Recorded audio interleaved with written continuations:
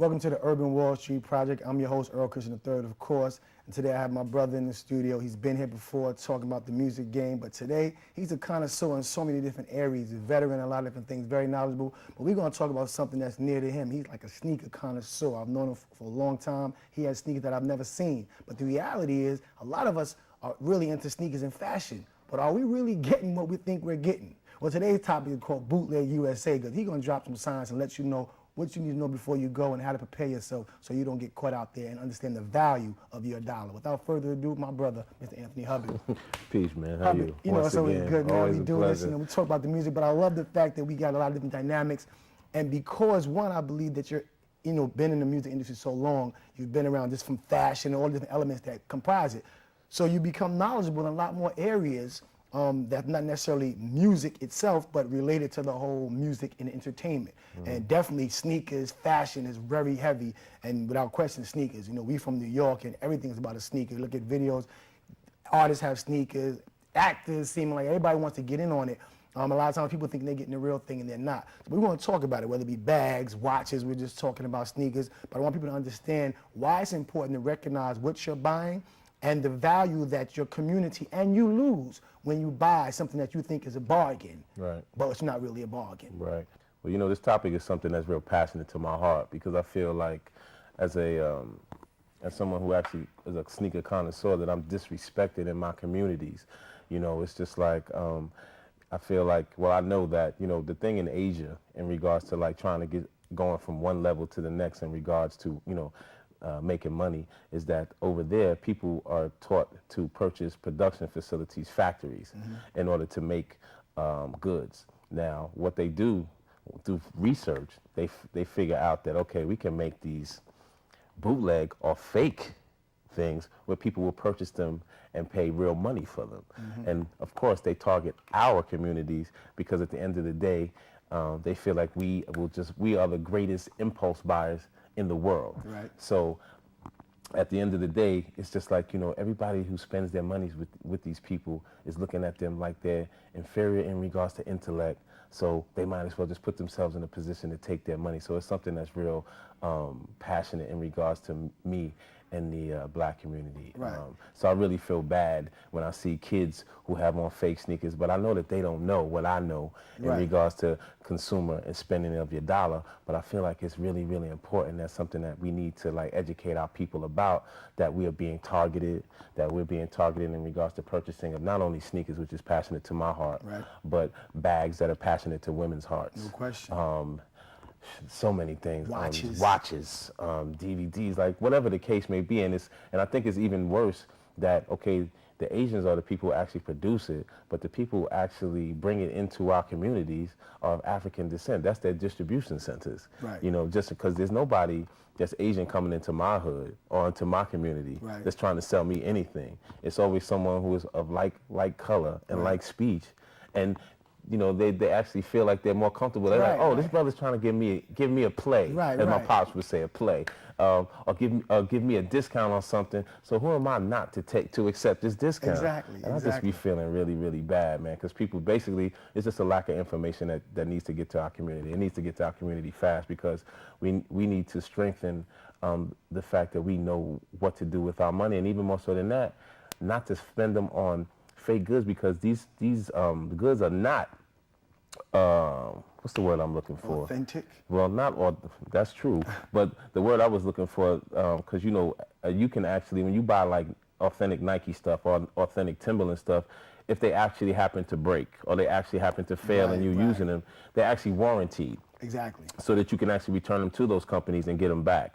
And also at the same token, like the next generation's LeBron, who knows, his mom might be cheap or a penny pincher at the end of the day and buy these shoes for her kid, where at the end of the day, he'll never get to the point where LeBron is, because he's going to have messed up feet for the rest of his life. And that's real, and that's what I want to talk about. Definitely want to address the fact that, you think you're getting something cheap.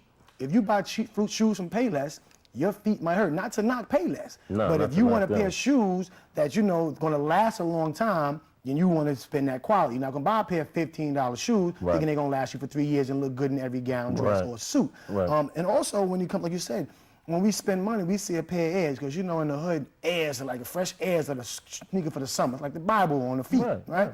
But you know, when you're high school, kids know, oh, you got 2, 4, 6, 8, or you got 1, 2, 3, 5 little holes in it. Those are wrong, so kids can identify with it. But sometimes you go, like you said, we was talking off camera, you can buy a pair of Airs for $45, so why would I pay $70 when I can get a pair for $45? But once again, it's gonna come back to the long-term effects of the problems that it may cause your feet.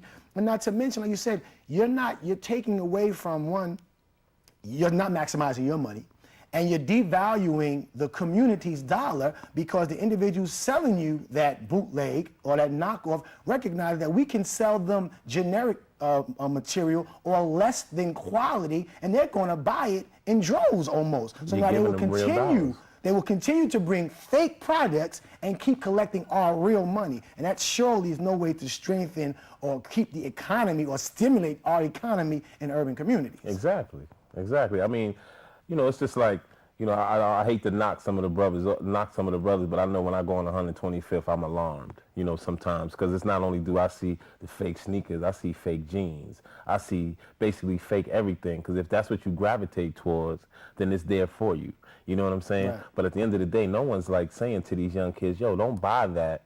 You know what I'm saying? Don't spend $50 on that jean as opposed to paying $100 for that jean. All those kids know is that they want to go to school and they want their friends to talk about them, or they want the cute guy in school to talk about them or talk to them. Right. You know what I'm saying? Because I have a 14-year-old daughter, so I understand that dynamic. But at the end of the day, I'm trying to teach her not to be an impulsive buyer, but to actually buy the goods and materials that you actually are going to get wear and tear, longevity in regards to that, but also respecting your community in regards to how you spend your dollar, because at the end of the day, it's not going to stop until we stop ourselves. Exactly, and that's so key. Like, you know, we are so quick. It's amazing. I talk to young cats, and it seems like we'll spend $50 on a knockoff and won't spend $75 on something that's official, that's made by us. You know what I'm saying? And it kills me, and I don't really understand it. Now, definitely when it comes into schools, I'm in schools all the time, and I think schools, not just on school, but just the social aspect of school definitely lends to the consumption of inferior products. Because like you said, unfortunately, that's that social arena. You want to be fit in, you want to be accepted. And sadly, this day and age, if you're not fashionable in school, you're not cool, you will not be a part of the clique, you will not probably get the girl that you want. So, like you said, we impulsively buy negative things or the wrong things or inferior things, trying to put ourselves in a superior position. And it just seems crazy. But definitely for me, it's just the loss of money, because what happens to me, it feels like it's a level of disrespect. If someone's selling a fake Louis bag or a fake watch or a fake pair of Nikes or Yeezys or Jordans or whatever the case may be, to me, that person has no respect for you, the brand, quality, or your community. They basically just want to rip your community. And when you patron them, knowing that, well, that's the knockoff, but I'm saying I can save a little bit of money, you're really not saving, because what you think you're saving today, you're going to have to probably spend in another 2 weeks, because that one wear is going to look crazy, or they're going to tear, or the bottom's going to turn yellow, or if somebody, God forbid, clowns you in school, you're never going to want to wear those again. So now you feel like I have to go out and buy the real ones, which you should have just done in the first place. Yeah, because at the end of the day, we are identified as the short-term thinkers of the world. All people of color, just in regards to, like I said before, impulse. You don't see these brothers setting up shop in the malls. Right. They're not trying to go after that consumer, because they know that consumer will look at that good, deem it inferior, throw it on the floor, tell their local merchant association that this person is selling inferior goods, and get them out of that mall. Exactly. But they only target our communities. Exactly. And that's, to me, that's the most embarrassing part, because at the end of the day, when you go into a store, at the end of the day, you want to be respected for who you are and the dollar that you spend.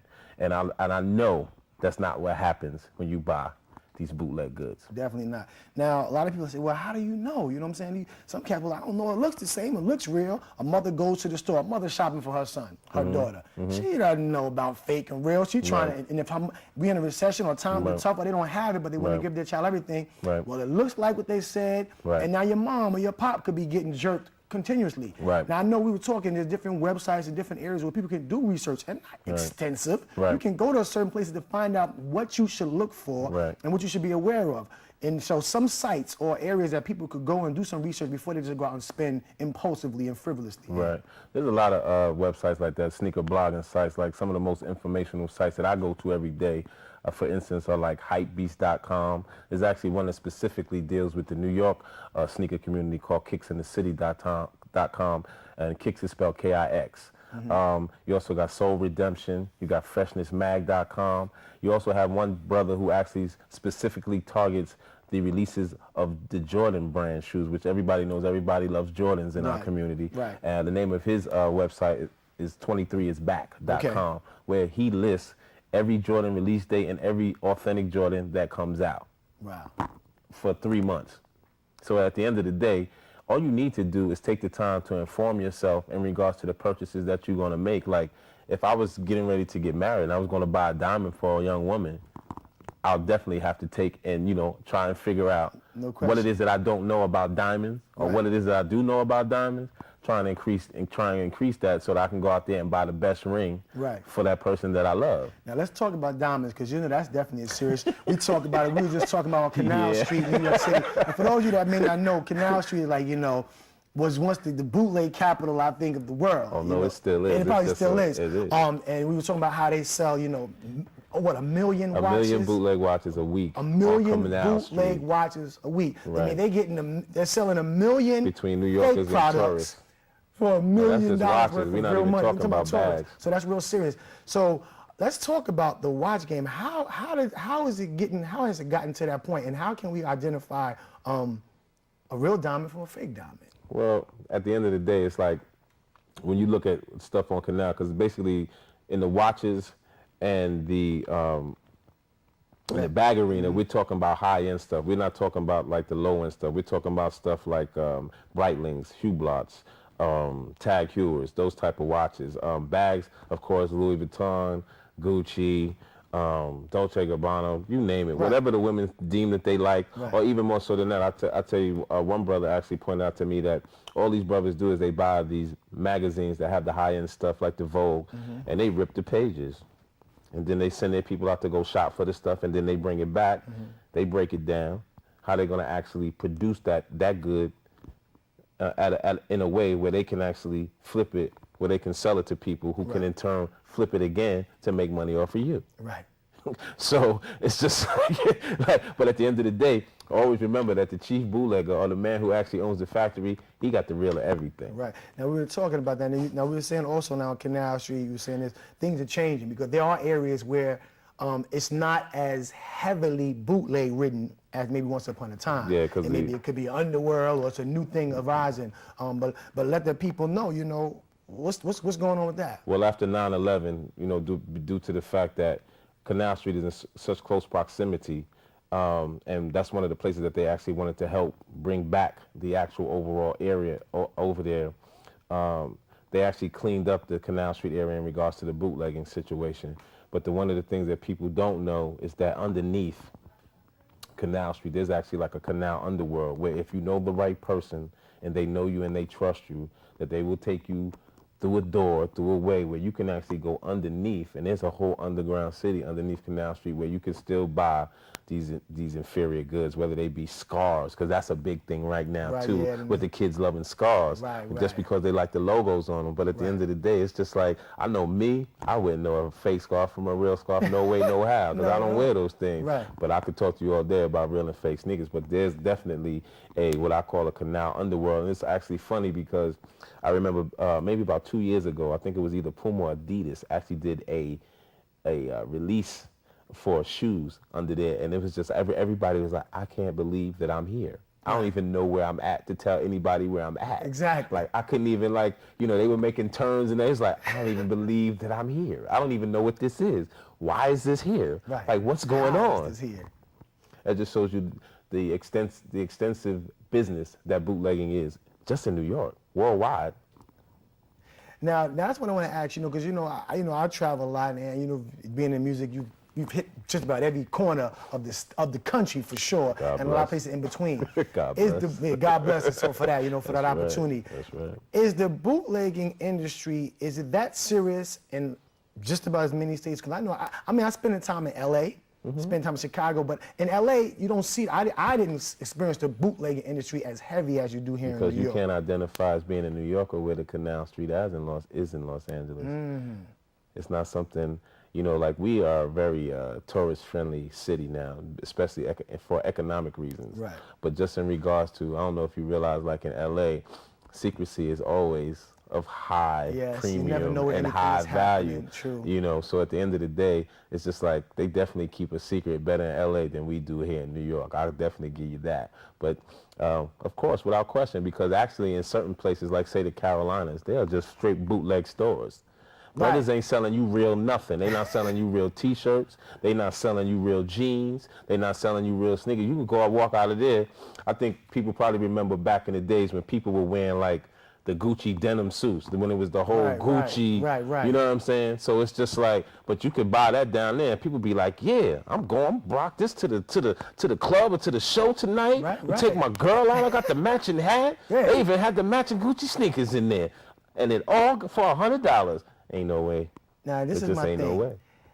We all love fashion. I think, you know, people of color, we were the most fashionable, you know. Well, we are the most fashionable. It's our likes and our tastes. And I think in the hood, you know, we like, you know what? I think it's been an adage, you don't have to have $1 million to look like it, but I think sometimes we take it so far. And because, you know, we look at the magazine, and I think, you know, the industry and the media plays such a role, I think subconsciously we don't realize it. Because you open up the newspaper, I don't care if it's the Post, the Daily News, LA, whatever, and you'll see, look like your favorite celebrity for a third of the price or a quarter of the price.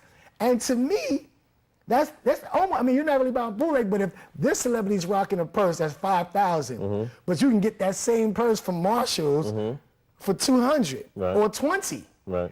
And I'm rocking, I look just like you. Right. Do you really? Do you really? You know, I mean, is that in essence, to me, that's like a derivative of bootleg. That's more like commercial bootleg. I think, once again, I think it goes back to information. Like, I'll give you a perfect example. When the Obamas, you know, get dressed, everybody looks at Michelle, but the one thing they always talk about is how Michelle makes a $100 dress look like a $2,000 dress. True this.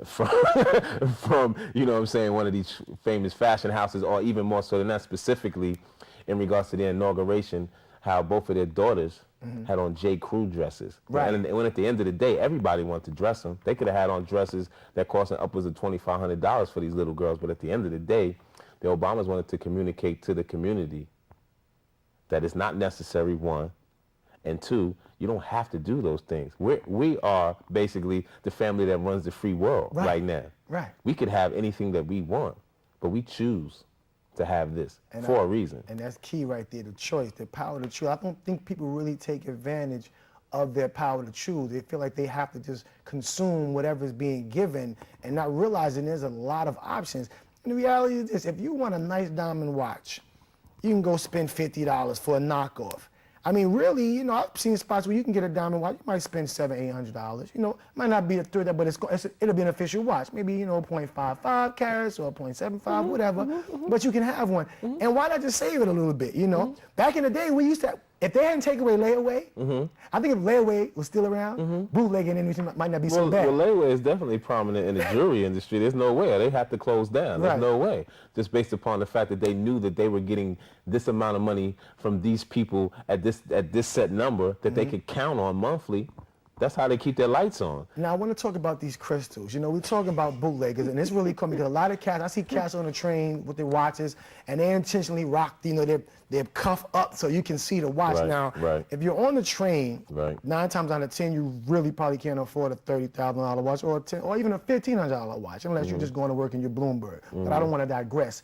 But you said there's companies who are actually now utilizing crystals in the place of diamonds, and unless you're really skilled or professional, you won't know, and even some professionals have been duped or deluded. So I want to talk a little bit about that. There's a specific watch that I've seen recently. It's actually made by the watch company Boulevard, and the crystals that we're talking about specifically are Swarovski crystals, and they actually look just like diamonds, in the light, not in the light, the whole thing.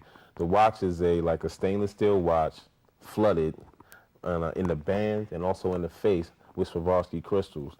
The watch costs $400, but it looks like it's $125,000 and upwards of $125,000 watch. Because if you look at it quick, you think you're looking at somebody that got on a diamond watch, and you just like, damn, that just looks. Because even when the light goes on, it's not going to turn pink or no Right, it's right. just gonna gleam, and you're just Right. like, wow. But nah, it's just a varsity crystal watch. And even some of these brothers who act stupidly and try and rob the watch from you or whatever, they take it to the pawn shop. Pawn shop dude is gonna try and give him $100, and he don't even know that what he quickly looked at and that he schemed on so quickly Right. is a $400 watch. Now let me ask you this from the economic perspective. We identify, the reason that a lot of the knockoffs come to our community because they don't really, let's be clear, there's no real respect for a lot of urban communities. We're going to take the poor man's dollar and make him poor. So with the same regard with this watch, do you think they make this watch look like a $125,000 watch, but it's $400? Is that targeting a specific audience or community or demographic? Oh, without question, because even more so than that, the people who we look up to in regards to who are entertainers, these people who have the real watches and the real diamonds and the real jeans or real sneakers or whatever the case may be, like, oh man, this stuff is so deep to me. It's just like give me a little bit of the depth, man. Give me a little bit. It's just like, I mean, it's like they have on the real stuff. So it's just like at the end of the day, those are the people who we look up to and we try to emulate. Right. So at the end of the day, like say me and you, we've been in the game of life for a while. We're not gonna look at, like, say for instance, maybe like one of these young rappers like Soulja Boy, but we're gonna look at Denzel. If Denzel got on a fly watch, me and you gonna be like, yo, you seen that watch? That watch was mean. I got it. Like, are you kidding? Right. He ain't have on no jewelry but this watch and his wedding band, and he looked ridiculous. And yeah, we're gonna try and go get that watch, but then at the end of the day, it's just like when you think about, okay, BET and the kids who watch these videos and all of that stuff, that's how they're influenced. And even more so than that, they can't touch these rappers. Right. They can't get to these kids to see what they really got on. They're looking at a picture of what it is that they have on. And even pictures are so doctored today. It's just like, how can you take that and say, oh yeah, that's fact? How you know? Now, I got to give a little bit of the music before we get out of here, the music industry, because my young brothers and sisters, they see these rappers and they think because rapper first comes out, first single, wrists flooded, diamonds, chains, and they need to know that those could be some crystals, those could be some glass, that could just be some straight up cubics up in there because they're not necessarily real. Well, I'll tell you like this. I know as a business practice, a lot of the artists, when they go out in regards to like during the award ceremony time, like when everybody has to go to L.A., LA is known where people actually try and rob the artists. That's a market where people don't trust to leave their artists alone or whatever the case may be. I know artists specifically wear fake stuff, at those events because if they go on TV and people seeing with it on, of course, people gonna try and catch them for it. And if they're gonna get caught, they want them to catch them with the fake on. So it is what it is. You know what I'm saying? At the end of the day, security can do but so much, especially now that they may be able to catch you, protect you in the public areas. But when you go back to the hotel, you don't know whose homeboy works for the front desk and giving out extra keys to people. So when you go to sleep, next thing you know, you wake up, you tied up, and somebody got your jewelry. Well, hopefully they got that fake jewelry, and your jewelry's in that. So it's almost like reality. So if you're of the the working class, you get a knockoff and you're losing. But if you're of the echelon where I can afford the official and original, I'm going to get the knockoff so I don't lose. It's amazing. No, just so that you don't lose in that market. That's what I'm saying. But once you leave LA, you can definitely go and put stuff back on and hit the road with your security team that walks with you everywhere, and make sure that everything that you do, they check before you go in the room or what. Depends upon who you are. But at the end of the day, you can but LA is not one of those markets. Like you can go in the bathroom, somebody be sitting waiting for you, and especially just in regards to the the gang situation in LA.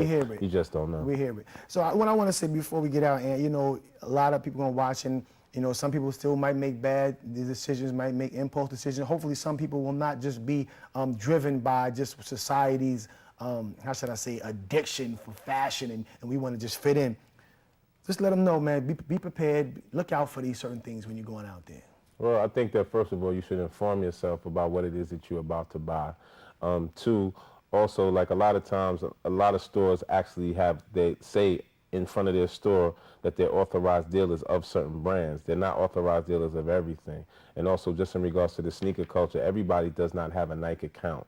It's really, really hard to get a Nike account as a new store. That's something, usually if you have a store and you're continuing to open up another store, that's something that they're advantageous to them in regards to, because you can touch different types of consumers. But everybody doesn't have a Nike account. That's not something that's easy to get.